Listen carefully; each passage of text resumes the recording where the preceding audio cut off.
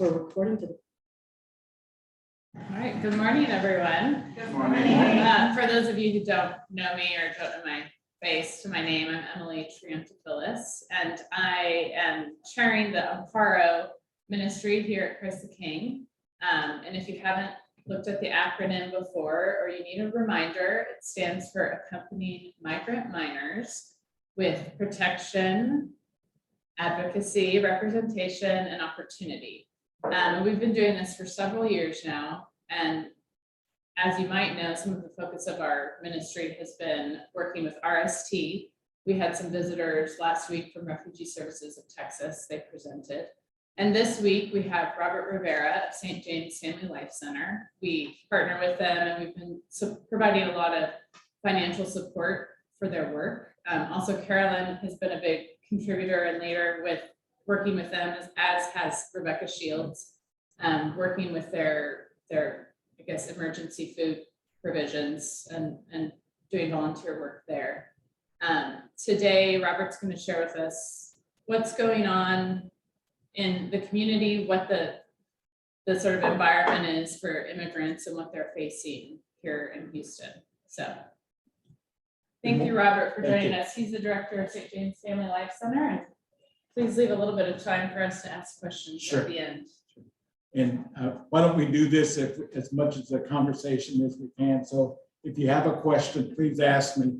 I'm also playing the role, and I'm in the role of the Senate Vice President. So I have some other access because of immigration issues with the ELCA. As a matter of fact, this past week, a number of the senates that are in the border had a conference with the ELCA about the situation at the border. And so those statistics and numbers that I'm given there are numbers that I've gathered from the conversation that we had with the other senators. So I thought it was kind of interesting about those points that I lifted up there, just to give us kind of a perspective on where we are with immigration. There are 1.7 million people in immigration court.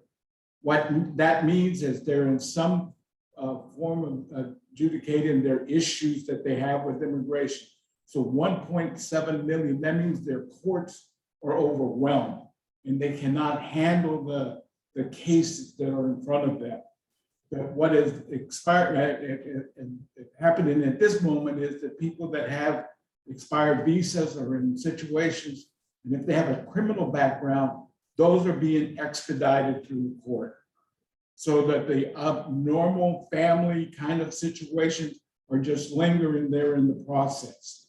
But the criminal background, that they have criminal issues, or if they've been deported more than once, they're immediately removed through the court system and gotten through there. And that's the group that they're really moving the quickest. I think the other thing that we heard about at the conference with the LCA is Title 42. You may have heard about this. Title 42 is the provision that kept immigrants at the border in Mexico and not allowed them to come in because of COVID and health restrictions.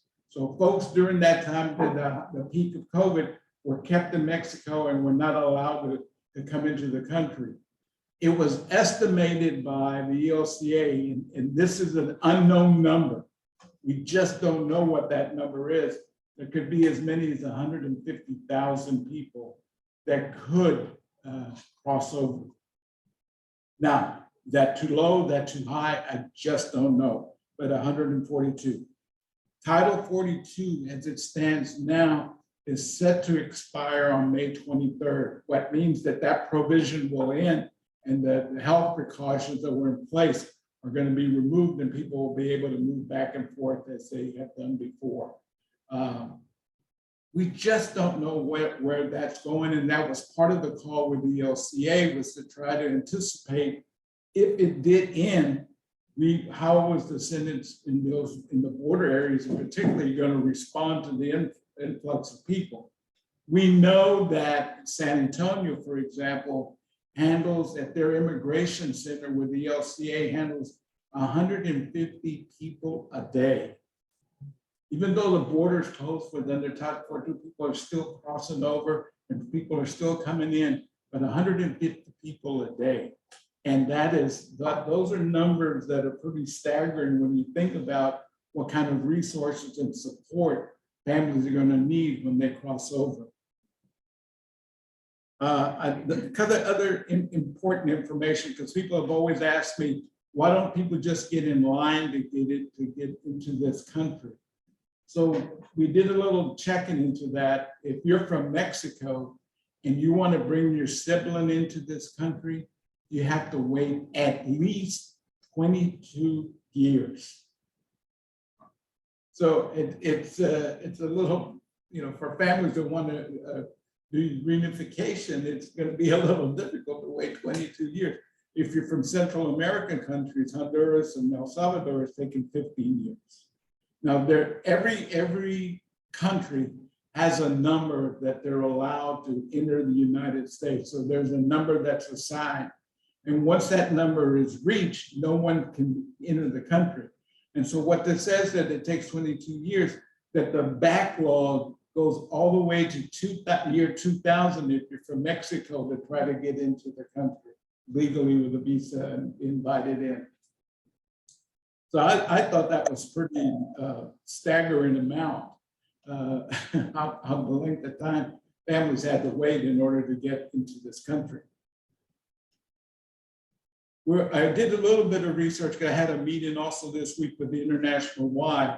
International Y has a program for unaccompanied minors in the greater Houston area, not just Houston, but the greater Houston area. And they told us at that meeting that they had 19,000 kids in their waiting list to enter their program. Essentially what that means is that International Y provides services for children for mental health, for health care, for food, for just general support for the families that recently arrived. The 19,000 represents the kids that are here. They're probably with sponsors. They're not just out in the street. They are with someone. They have a sponsor somewhere. The connection to the Y is that they provide the support that those kids need in order while they're in this country. So what does that mean when they say support? For example, if they don't have that support, it becomes more difficult for them to do certain things. Yesterday, we were at an apartment complex, and thank you, Carolyn, for the folks that helped us bag groceries. We delivered food to apartment complexes in the Sherwood Lane area near TC Jester and Mango. And it's mostly Hondurans that live in those apartment complexes, Hondurans and Salvadorians. And we discovered that in our visiting with families there were a number of them that came to us that the teenagers who had just arrived were not in school.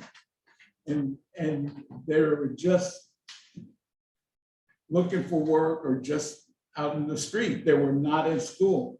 And so part of our thing with that, Y does, and part of what we do is try to get those children connected to school and going to school and at least pursuing their education. So that's when they say 19,000 kids unaccompanied minors that are in the waiting list. That's essentially what it means is happening to those kids. Is there any questions about that?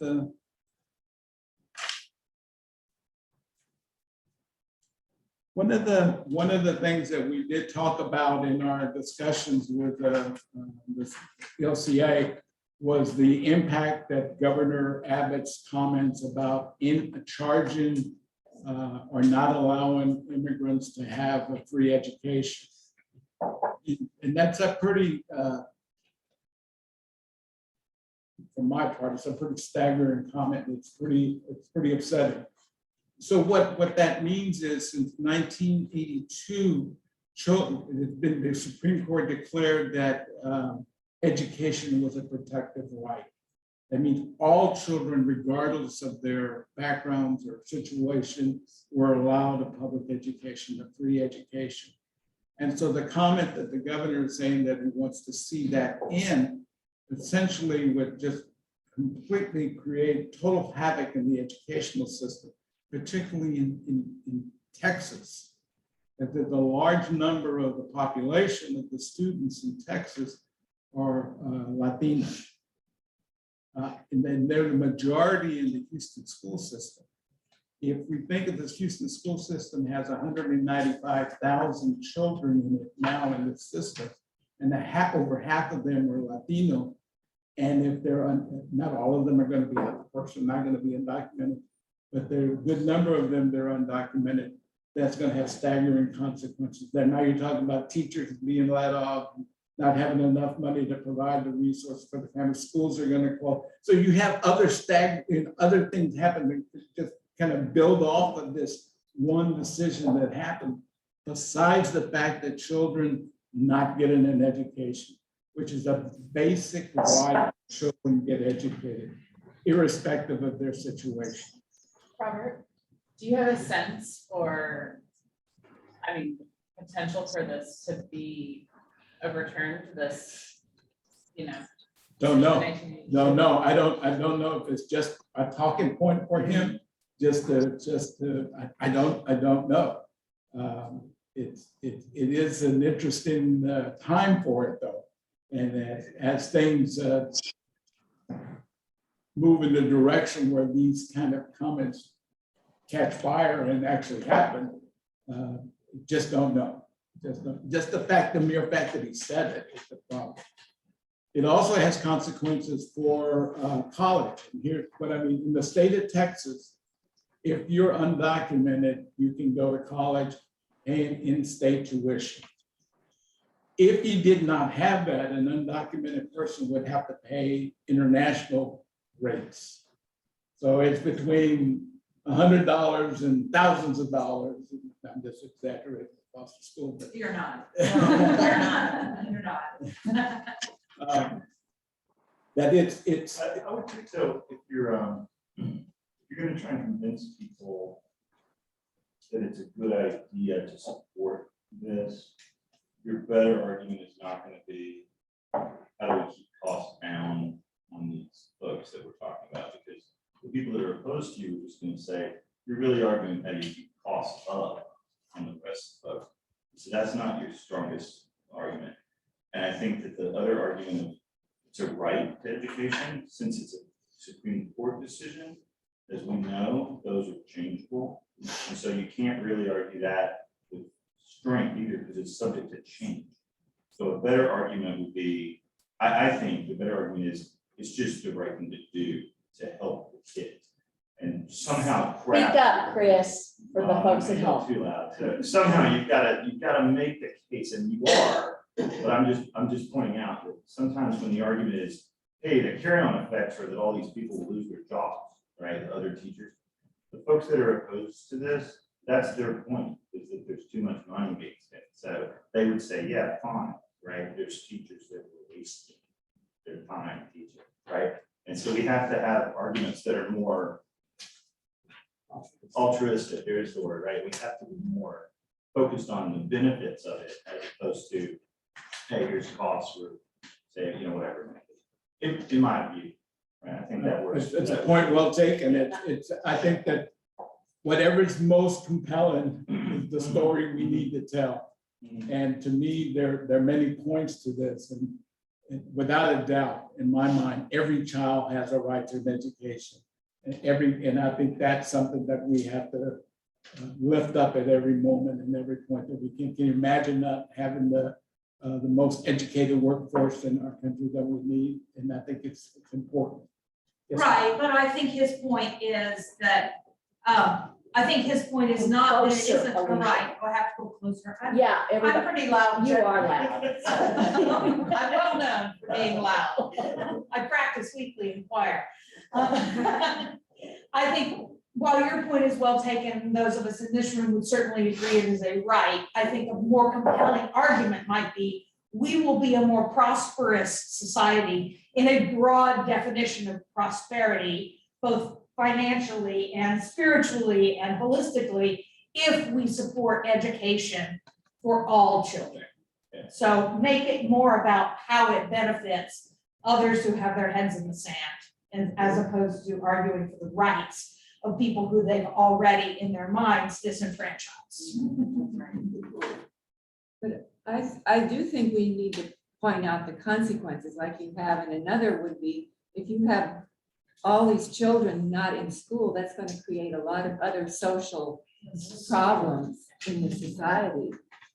So you have to really look at everything. Yes, sir. And I think part of what is involved is to motivate us to look at our school system and how we spend money. I don't know current figures, mine is probably 20 years old, but at one point in time, the German school system paid their teachers twice what we were paying. And we were spending roughly twice per child on education and of what we call education. So we really ought to look at what the schools are doing, what we really want them to do, how we're spending our money, what's involved. To me, this is not directly related, but it should motivate us to look at those issues and talk about them. And quality, and kind of quality in schools, and that's another whole issue. And And then you look at, I don't, not looked at the detail of all the teachers who are leaving, but if you're leaving good experience, losing good experienced teachers, it's something you learn. You don't arrive as a good teacher, you arrive and you practice and you make your mistakes and you learn and you grow of what you have to do to get a result. You run those people away, you're starting with beginning teachers. I agree, and the costs are tremendous, yes, I understand that. And Sure. It's an issue. Yes, Well, ma'am. and if you broaden the issue a little bit and say, we need a skilled workforce. You drive up and down the streets in Houston, everybody wants to hire. Where are the immigrants when we need them? Can't get in. That's right. There are our own where we've raised them, that they don't qualify to take these jobs. Education is kind of for me, even personally, when I started school, I did not speak English well. And when the time I went to school, if you didn't speak English well, you went into special ed. So I went to special ed for a time being to learn English well enough so I could get into the mainstream group. And my parents reacted to that was only speak English at home. And that was their position on this issue. So consequently, my Spanish is a little weaker now. My English is stronger. Some would argue that, but my English is better than my Spanish. But I think in English and not in Spanish, and that's the, yes. Yes, somebody had a question? No, okay. Yes. Alicia, again, I'll speak up. Just throwing this out there, we are also in a time of transition in our congregations and in many other congregations, looking at some extraordinary facilities. And the fact is that Catholic schools have filled the gap in lots of ways with immigrant communities for years and years and years. And there are many Catholic schools that are closing, but there are others that are innovating and creating work study programs. The Cristo Rey program, if any of you are familiar with, is just a phenomenal program that the Jesuits have created for High school. for high school students who are getting workforce experience and also paying for and subsidizing their education. I'm just throwing it out there, but supporting our Lutheran schools might be an innovative and interesting thing to think about as we think more holistically about how we, the Lutherans in the community, can take some action. There are other questions about this. I found those numbers interesting from the conversation with the ELCA and the Senate conference that we did. Because there is going to be some movement from the ELCA to support the synods that are fronting the border. And I think that's a good step because we just don't know what kind of the consequences of the Indian and eliminating Title 42. So that's something to be aware of in the future. The second thing to be thinking about is one of the things that we're looking at is doing an immigration center here out of St. James. Now that is in process now, and much of that's been put in place. And essentially that would be to accompany families that are recently arrived to this country. When we were out yesterday visiting with families, there are a couple of families that came to us who'd only been in this country 1 month. And they were trying to identify resources, income, where they could get stability for their family. So they asked us these questions: where can I get a job? Where can I get resources? How do I get my children in school? What school will accept them? Where can I go for pre-K? Schools for pre-K, because there's a limit on each of the public schools, how many campuses accept children. And so then you have to go shop around and go find a campus to be able to put their pre-K children into those campuses. And so those are the kind of conversations that we're having with families on a daily basis. I highlighted one family that we worked with this week, who was just been in this country about a month from Honduras, who had a blended family. He had his child, plus he had his brother's child and family living with him because the brother had been deported. So he had a blended family, and he was not working. He was looking for work. They needed food. We provided them food. They needed information about how to get their children in school. We guided them through that process, and we directed them to the school where they can get their children enrolled for end of August. And it's those kind of things and works that we do with the Immigration Center work. Next weekend, we'll be at Sam Houston High School, and we're setting up immigration consultation at an event there at the high school. So we'll have some immigration lawyers that'll work with us, and families can come to us and talk to us about their own particular situation. And these are pro bono attorneys that'll meet with them and give them advice as to about what they could do or what they're eligible for, and create that kind of conversation with families. The second thing we do is that we provide information about know your rights. What are the kind of things they need to know about what they have rights to and what can they do? Everyone has rights. So we just try to guide them through that process for them. We also talk again, because schools are important, about who to connect with at schools. The education system in Central America and Mexico is different than our public education in the United States. So it takes some bit of learning how the public education system works in our country and try to guide them through that process about what they can do with their children in school and what information.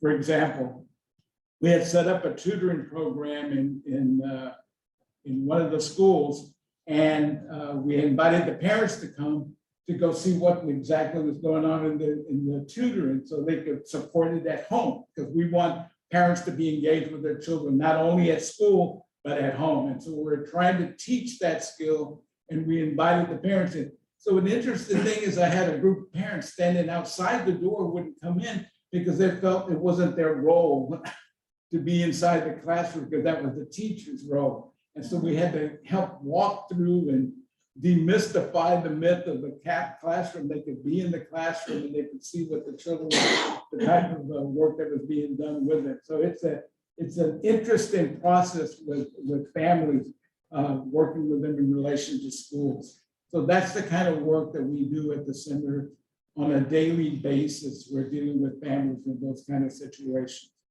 We provided, thanks to you and other congregations and other donors, we gave out about $54,000 worth of resources to families. When I say $54,000, that is money to pay for rent, for utilities. During COVID, during the peak of COVID, many families did not have income because they couldn't work, because they had COVID, because the jobs were not there. So we found that many families needed assistance. We always can provide food. Food is something that we can, so we have groceries, we have a pantry, and we try to keep it well stocked, so when families come in, we can provide the food necessary for them. But it's that cash.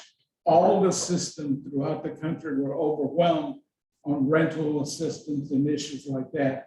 The government provided resources, but it was never enough the kind of resources that families need. And we can't provide that much.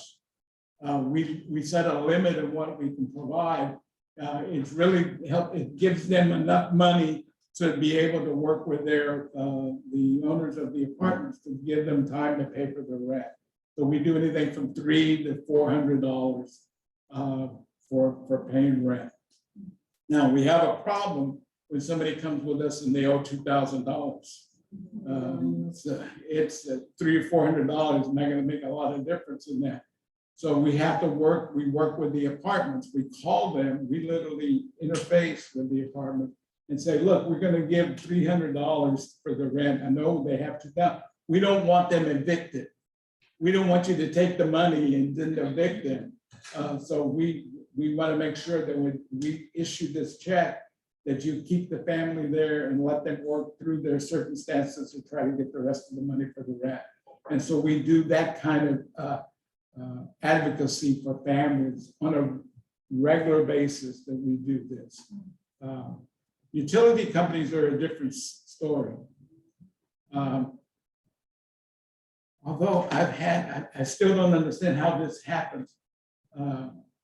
Some families have still not overcome the COVID, the winter freeze, and we had busted water pipes, and we still have families that have water bills of $2,000 and still haven't been able to, they haven't cut the water off on it, fortunately.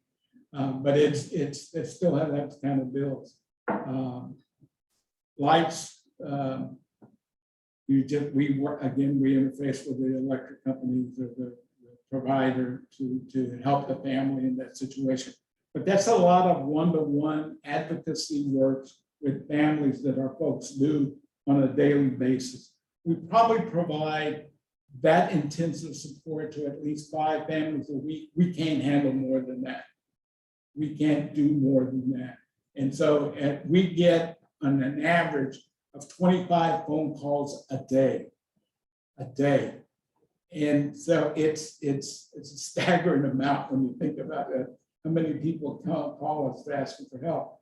So the best we can do is to provide to the ones that we can, that we see the most compelling stories that we need to interface with, and we direct them to other agencies or try to find them other resources. In our neighborhood, in our general area, there are about 3 or 4 churches that provide support. Many times we'll partner together with one family that has a particularly difficult case and a hard case. You guys helped us with one family where the child was a recent arrival, had spinal bifida, and could not get to school. And so we had to work out the transportation with HISD, which took weeks to get where the bus would pick up this child, but he needed a wheelchair. And so you guys helped us to pay for a wheelchair, and we appreciate that. But that's the kind of things that we constantly deal with families when they come to our office. Every day it's a new story. When I think I've heard the worst story ever, I get another one that comes in that's worse than the story before. So they're very draining, emotionally draining for our folks, for the families that are having to deal with this. It's all very intensive work, very intensive work. And without your support, I don't know if we could be able to do it, because what we do is not sustainable. We don't have deep pockets to provide the support, but this is a ministry that we think that's important to do, is to accompany folks that are the most vulnerable, that don't have a lot of options, that don't have a lot of resources, is to accompany them and help them to become self-sufficient. Our biggest goal is to really help train parents and to help them. So we do financial classes, how to save money, how to plan for the future. We do courses on how your child can go to college. What does it take to go to college? How do you prepare? And what do you have to do at home to help your child and support them in the education process? We do tutoring and mentoring. This weekend, we had a couple of kids that were in our church that our folks support throughout the year with tutoring.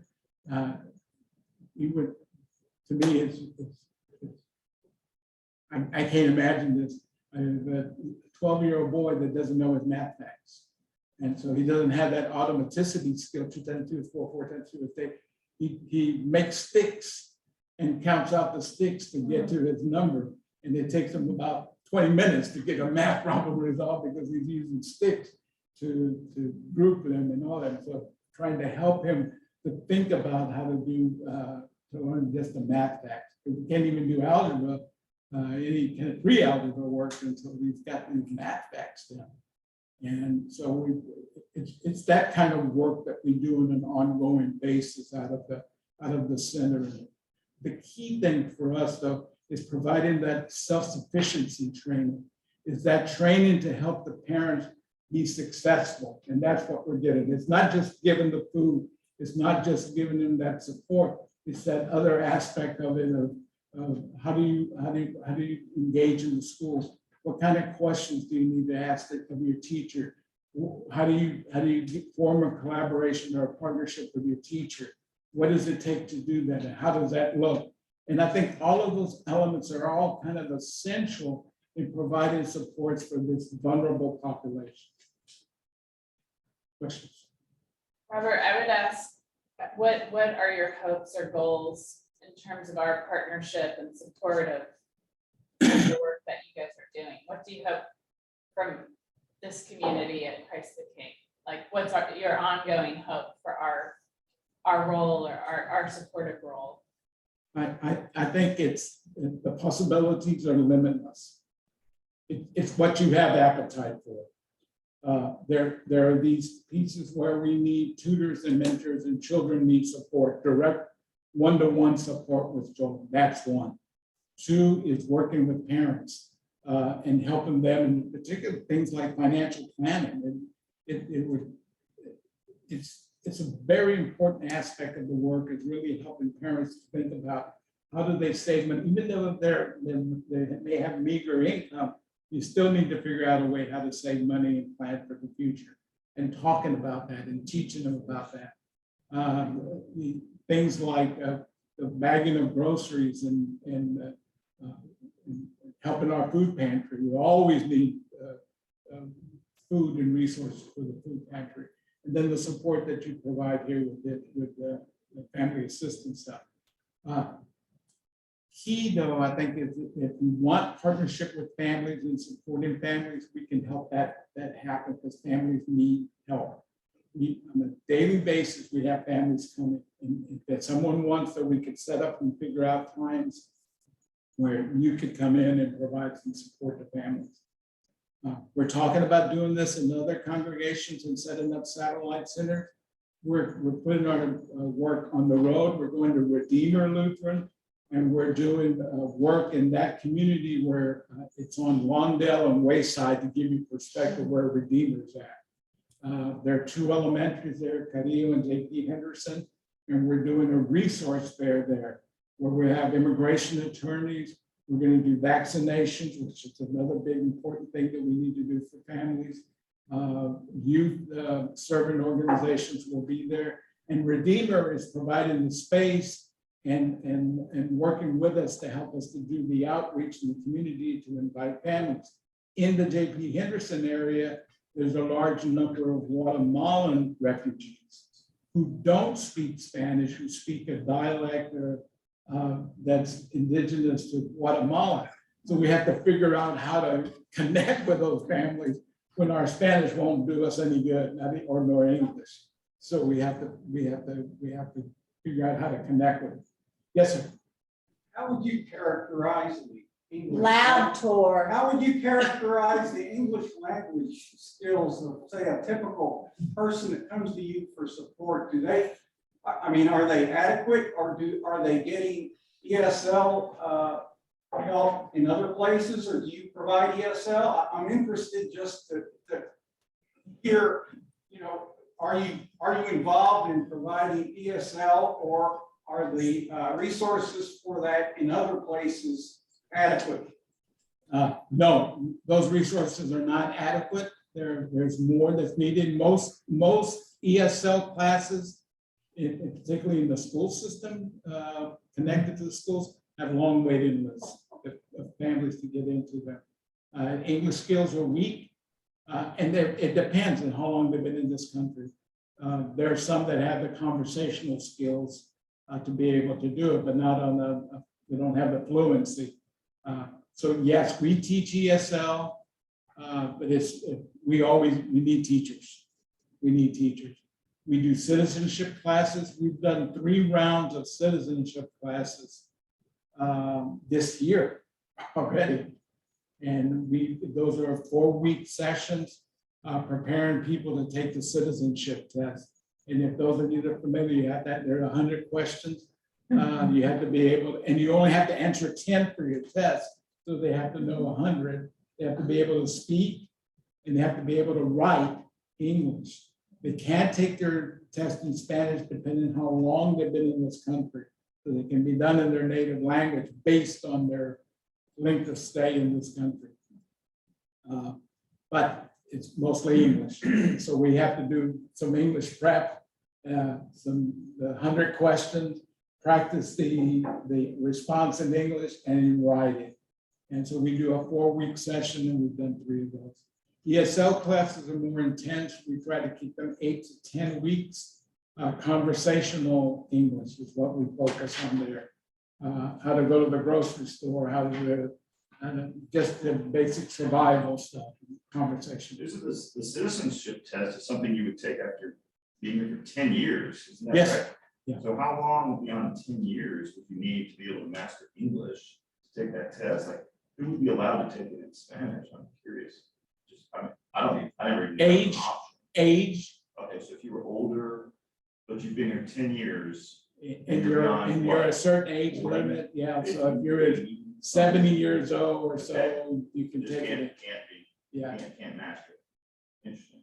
I didn't know that. Yeah. So my question for you is, do you have, and there's no good way to ask this, so I'll just ask, do you have certain criteria that you consider just, it's a non-starter, we cannot help you or we will not help you?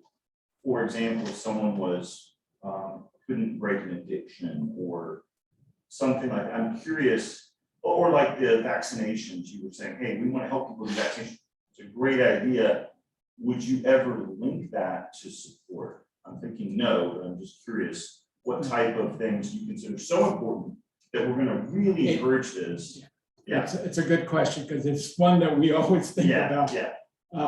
With food, right. there's No way. never any question about who gets food. If you come to us saying, I need food, who am I to judge whether you need food or not? Right. We provide the food. Cash is a different thing. And we look at the circumstances. They do an application with us. We talk to the family about what the situation is. And if there's a way we can help them and they meet that basic requirement for us, yes. There are families that come more than once and on a regular basis, and we tell them no. We'll do 2, maybe 3 times financial assistance, but this is not a permanent solution for them. We are more triage, more just for the moment to overcome the crisis that they have. And we try to counsel them and work with them to go to other resources, or we direct them to help. We talk to them about helping them find a job. And we just cannot maintain financial support for the long haul for a family. We cannot, just can't do it. Are most of the people you work with here legally or illegally, waiting for some type of confirmation of their status? I guess the majority would be people that have recent arrivals or undocumented. We do get other people that have been here longer and are citizens. So we get a range of people. So but the majority would be undocumented. So the folks that we helped this week, all of them were undocumented. So we provided assistance that I know. Are you then going against the law that doing that? Are we going against the law? Helping families? I don't know. No, but You mean giving them cash, giving them money? this country is so strong about, yes, you should come in, anyone is welcome, and then it goes to borders. Very hard to know. I never asked that question. Nobody knows. You're just, when somebody comes to us and they need help, and I do ask for an ID. And it, just so I know who I'm dealing with. And they can have their consulate card or the visa, or they'll have some form of ID. So I always ask for ID, unless they're homeless. And we do get plenty of homeless traffic in our church. And they don't have anything, so we provide them what we can. But I don't know, I never thought about it, whether it was legal or illegal.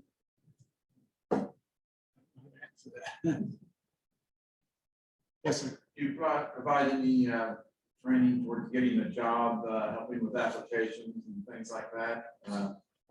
We do a lot of work helping them fill out documents, whatever that may be. Employment is in some cases. We've also done advocacy work with, it's interesting, I'm not a lawyer, so it's a careful line here, of helping them when they've had issues on the job, and we work with the family and help them with their job and that kind of situation. So yes, we help them fill out the job application. Yes, we help get them directed toward jobs as we hear of jobs that are available for them. I was just gonna say, maybe you could share a success story, you know, of a family or an individual. Yes. Just so that people can hear sort of where people can go with the support of St. James Family Life Center. We had a family that came to us from El Salvador. And when they arrived to this country, we actually met them at the school. And they were enrolling in the school, and the mom talked to our pastor and directed them back to us at the center. And they had arrived, when you enter in from the Central America or Mexico, you're entered into the school provisionally. So it does, irrespective of what grade you were in, if you're in high school, you go to 9th grade. Doesn't matter if you're an 11th grader in Mexico, you go to 9th grade. So this family was let in provisionally. And so we worked with that family for a number of years. We discovered that the girl had a blood disorder, a form of leukemia. And we helped her get her, in Harris County, you can get a gold card, it's a residency commitment. You've been in the county for 30 days, you can get a gold card, which allows you to get healthcare, Bentab and I forget the other one, hospital here on 610, in the clinics. So we got her in that, and also Texas Children got involved. So they did transfusions for her, they provided her care for that. And long short of it, she came out of it great. And she graduated from high school. Through our help, we got her into college. She went to community college. And just last year, she graduated from college. She had 2 other siblings. One of them graduated from high school and is working. One of them dropped out, but she graduated from college. And it's that kind of persistence that we work with some families sometimes throughout their entire process, where they can be successful. And that's what really we're trying to do, is we really push hard education and going to college. That is kind of it always comes out of our mouth. School, school, school. And that we want you to be successful there, and we're going to do everything we can to help you. And that's one of the kind of benchmarks that we're able to get them graduated and able to be successful. Just to understand what you need, when you keep saying you get 25 calls a day, and then you keep using the word we do this, how many we's are there? There are not a lot of we's. That's an important question. There may be people here and certainly are in this congregation, that can be part of we. Yeah, But so here's the phone calls at the office we have, I know they're constantly ringing off the wall asking for help. Someone just to clear the messages off of there and document this family call and is asking for this help. And they can just say to us, this family needs to be called because of this situation. And that's one, that's a simple thing. Gathering of food for our food pantry and doing food drives. That's a big thing. We always need food. We always need resources to that.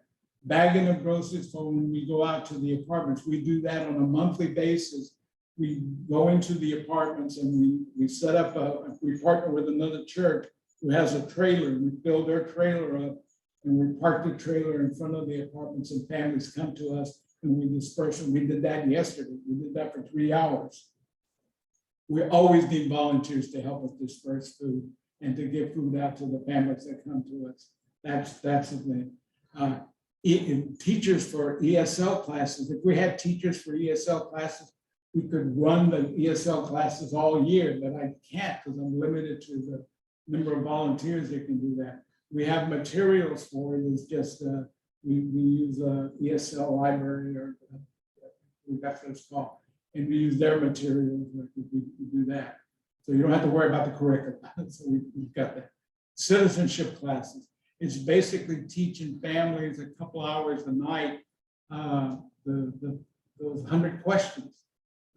So some of the questions you may not think, what are the largest rivers in the United States? That's one of the questions. Who we need. Name an Indian, American Indian tribe in the United States. Who? Okay, I mean, I can understand that what are the 3 forms of government, the 3 levels of government. I can understand the Constitution, Bill of Rights. I understand all, but that's also included in the question, under the question that you have to know. So teaching that, and we have a curriculum for that. And we have videos and some of the stuff for the citizenship classes that goes through the process and shows what happens when you enter the door to take your test, what happens. And we practice those things. So we need folks for that. So there are a lot of, we're doing an event on the 21st at Sam Houston High School with the lawyers that you're welcome to help us and work with families that come asking for assistance. That's me. And we're doing 12 of those events this summer. 12. And it's all over the city. I mean, it's not just the north side of town. We're going to Sam Houston High School, the J.B. Henderson Redeemer area, Chavez High School, which is on Howard, Westbury High School. We're going to West Side High School, going to Wisdom here in the Gulfton area. We're going to be doing some events there in the Gulfton area with attorneys and with resources and the school enrollment. So I can give more.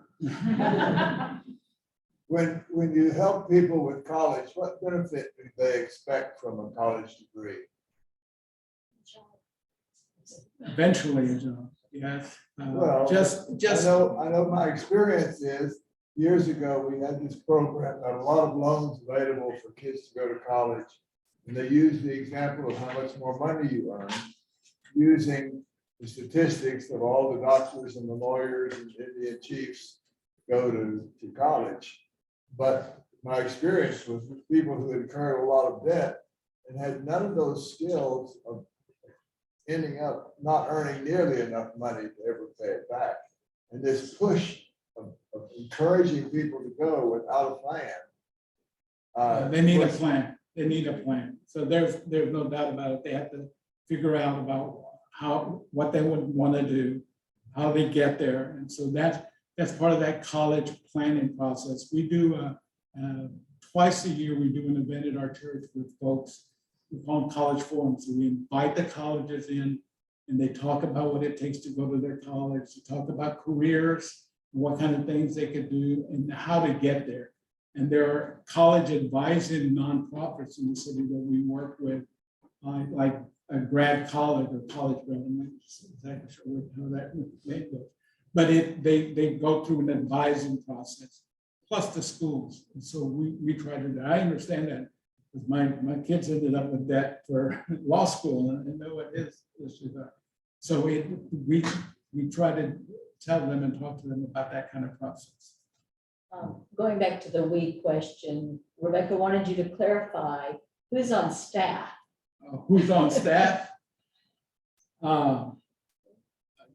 Very limited, 3 people. That's the answer I was looking for. Yeah, that's. Thank you. 3 people, and 3 of them are all part-time. None of them are full-time, but they're all full-time, part-time.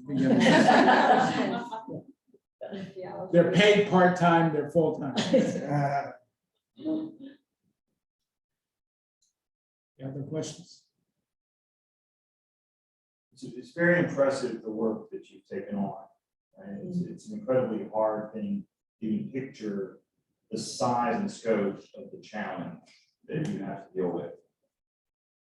I keep thinking about people that like the naysayers and having to convince naysayers to be involved or to even not be negative, right? To not undermine.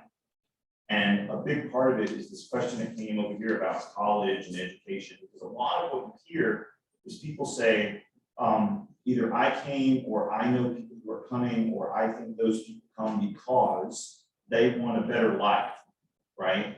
And what we teach people these days is if you're a young person, better life means a good education. And we're clearly, everybody's involved with, yes, I don't want you to go naked, I don't want you to go hungry. But realistically, you've got 19,000 unaccompanied minors in this county. And if we just said, okay, half of them are college bound, which is probably too high, because they're arriving well along the age frame of being a minor. A lot of them are in their teens, and they're not English speaking. So you're well behind the pace, right? That's a challenge to overcome, but not everybody can overcome that. And so you've got about half, let's say half of them don't go to college. What are we doing to help those people succeed? If you can fight and find a way to get a college education, even as an immigrant, you've got a big advantage over others, right? That's a good thing. But the folks that arrive who don't get that, how do we help them, right? Are we giving them, and I know you guys are triage, right? So it's not the same, but what's out there that's giving those people like training in the trades or training in whatever they're going to need to be a successful contributing member of society, so that these naysayers don't look at them and say, look, it was a complete failure. You would have been more successful to stay where you came from than to come here. That's the worst case answer, I think, because it's too easy for people to just fall into that attack and say, we should have just kept you out because look at what happened, right? So how do we help them, right? And what's going on? I guess it's not something for your group per se, but what's happening out there to help in that problem? There are groups that provide some support for young people in schools to pursue other avenues other than college and careers. Sam Houston has a strong career college opportunities at that high school, for example. Right. Things like directing them to cosmetology, things that to auto repair, things that are directed them to those type of careers where they can have a sustainable future. There are those things going, and that's through the schools. Mm-hmm. If they're not in school, then that's a tougher situation. And so the things that occur are where there are generous people who have a business. I just had a call the other day, a guy was looking for someone to work in this, who was willing to train a young person in transmission work, repairing transmissions. And he would train them and teach them and give them all the skills necessary to help them learn that. And there are folks like that. But those are generally the avenues to go. But there are other jobs. So in the construction area, there are many, many jobs in the construction area that go unfilled that these folks are moving into. Roofing, cement work, all kind of hard lumber and hardware work, just all kind of things that are available. Yes, ma'am. Yeah, I think we we live, I think we live in a college-oriented bubble, and we need to get out of it. Because if you look, who does the work in the city? Who does the work in Texas? It's largely the non-college educated people that you talk about. It's the roofers, it's the construction people, it's the plumbers, it's the people that CCSC trains to be entrepreneurial maids. Caregivers. It's the caregiver and the caregivers. And I think it is an issue of setting expectations of where you can earn a sustainable life. And we need to get off this college talk because it's useless. I have a bias about college. I always say college, but I also mean career.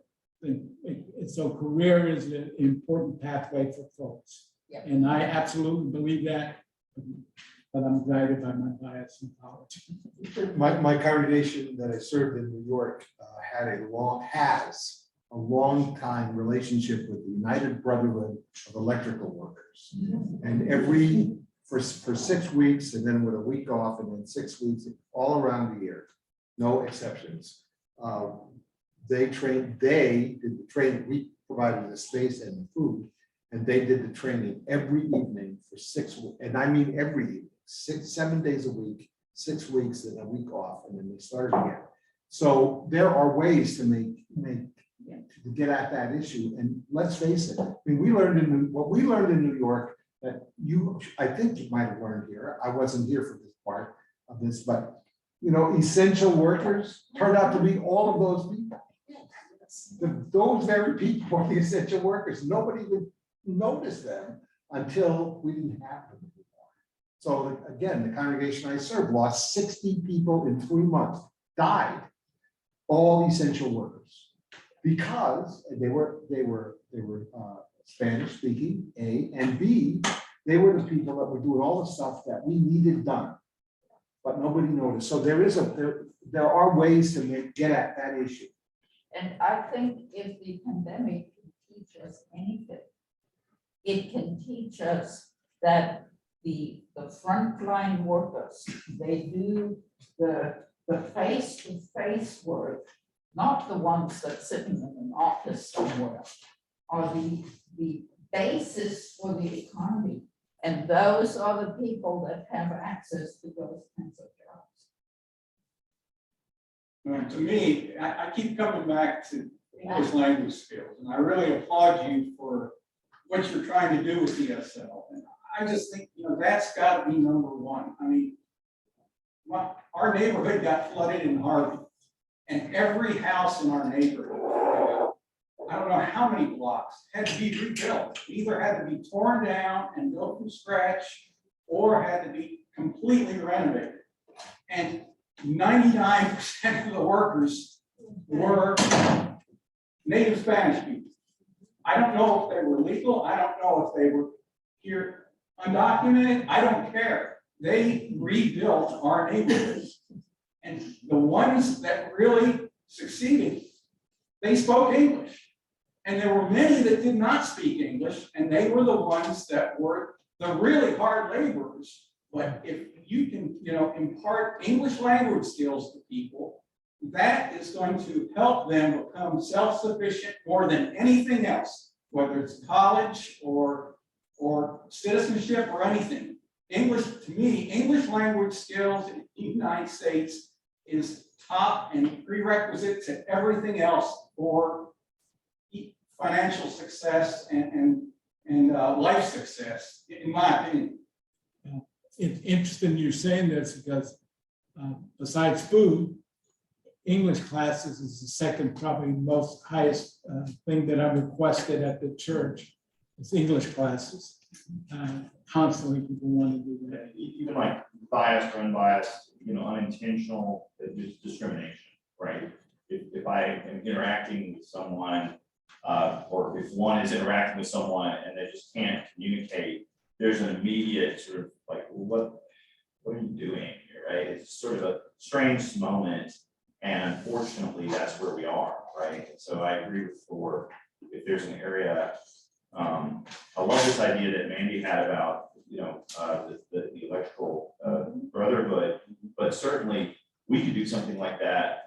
We should think about something like that with English language classes, because we have a ready-made kitchen and space to attract people in on an evening and say, look, here's a meal, and sit down for 2 hours and let's talk English, or something like that. We could do that.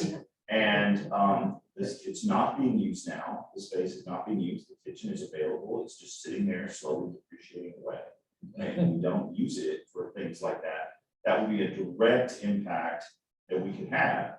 And so a conversation about things like that would be very useful, I think, in this congregation. Just want to thank everyone for their participation, and thank you, Robert. I think we're at our time limit.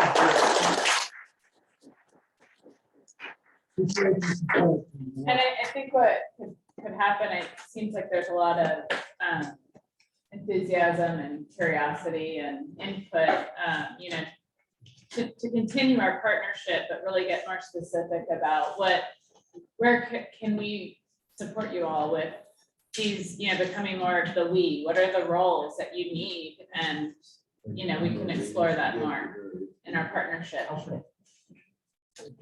So thank you. Thank you all. Thank you, Robert. This is available, y'all. The recordings that we do will be made available. So no Sunday forum next Sunday because we're having a congregational meeting during this time. So wanted to remind everyone of that. And Robert's not running immediately, so folks in the room, but I'm going to say goodbye to everyone at home. And thanks, everyone. You